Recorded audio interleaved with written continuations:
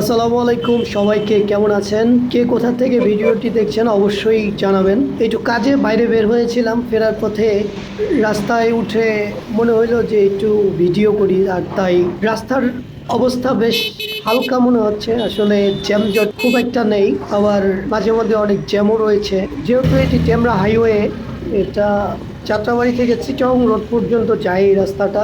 এটা কিন্তু আসলে ওয়ান ওয়ে রোড, মানে একই রাস্তার মধ্যে দিয়ে আসলে গাড়ি যাওয়া এবং আসা করে। এই রাস্তাগুলো কিন্তু আসলে খুবই মারাত্মক হয়ে থাকে। এই রাস্তাগুলোতেই আসলে দুর্ঘটনাগুলো বেশি ঘটে। এই জিনিসটা আপনারা একটু মাথায় রাখবেন। এই রাস্তাগুলোতে যখন আপনারা গাড়ি চালাবেন অবশ্যই একটু সতর্কতার সাথে বাইক বা যে কোনো গাড়ি আপনারা চালাবেন, কারণ এই রাস্তাগুলোতে আপনি ওভারটেকিং করতে গেলে অনেক ঝামেলায় পড়তে হয় অনেক সময়। কারণ আপনারা ভিডিওতে লক্ষ্য করলে দেখতে পারবেন যে আমি কয়েক জায়গায় আসলে ওভারটেকিং করতে পারি নাই, কারণ রাস্তাটা আসলে খুব একটা বেশি প্রশস্ত না, যার কারণে ওভারটেকিং করতে গেলে একটু সমস্যা হয়ে যায়। তবে রিস্ক নিয়ে কারোর এরকম রাস্তায় আসলে ওভারটেকিং না করাই উত্তম।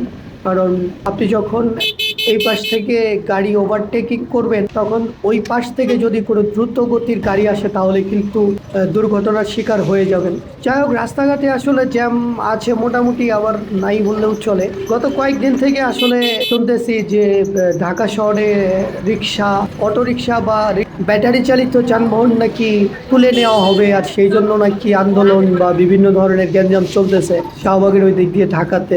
যদিও এই দিক দিয়ে তার কোনো প্রভাব এখনো পড়েনি, রাস্তায় কিন্তু এখনো ভ্যান, রিক্সা, অটো এগুলো দেখতে পাচ্ছি, হরহামেশা এগুলো এখান দিয়ে চলতেছে। তবে এই ব্যাটারি চালিত অটো রিক্সা বা ইজি বাইক এগুলো চালানোর ক্ষেত্রে কার কি মতামত আমি জানি না। তবে আমরা আগেও দেখেছি যে এগুলো আসলে একেবারে নিষ্ক্রিয় কিন্তু করতে পারেনি, কারণ এর আগেও এরকম অনেকবারই চেষ্টা করেছিল যে এই ধরনের ইজি বাইকগুলো বা অটো রিক্সাগুলো হাইওয়েতে বা শহরে যাতে না চলে, এগুলো কিন্তু আসলে থামাতে পারেনি।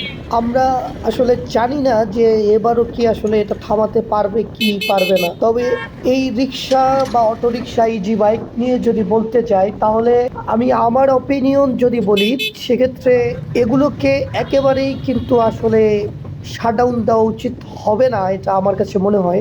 সিস্টেম ওয়াইজ এগুলোকে আসলে দমন করা যেতে পারে। তার জন্য প্রাথমিকভাবে আসলে এদেরকে হাইওয়ে থেকে সরানোর ব্যবস্থা করতে হবে, কারণ অনেক বড় সড়ো একটা জনসংখ্যা কিন্তু আসলে এই কাজে জড়িত আছে।